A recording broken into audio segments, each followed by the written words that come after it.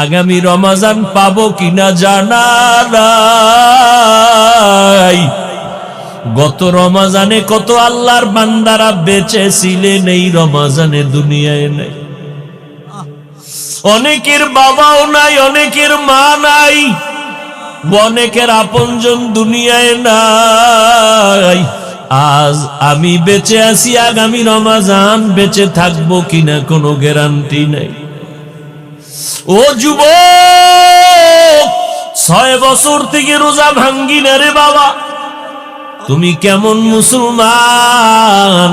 আজকে তোমার 25 বছর বয়স, তুমি একটা রোজা রাখার জন্য নিয়ত করো না।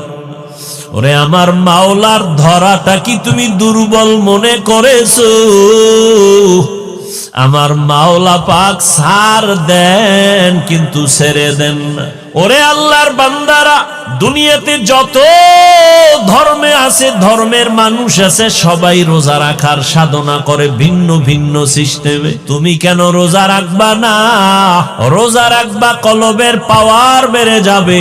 কলবের পাওয়ার যদি বাড়াইতে পারো, আমার মাওলা যদি পাওয়ার বাড়ায় দেয়, এক সময় মাওলার কুদরতের ঘেরানটা নাকে ভয়ে যাবা।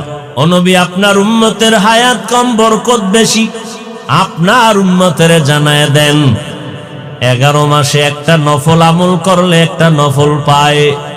রমজান যদি পেয়ে যায়, আপনার উম্মতের জানায় দেন একটা নফল আমলের দ্বারা আমি একটা ফরজের সমান সওয়াব দিয়ে দিব।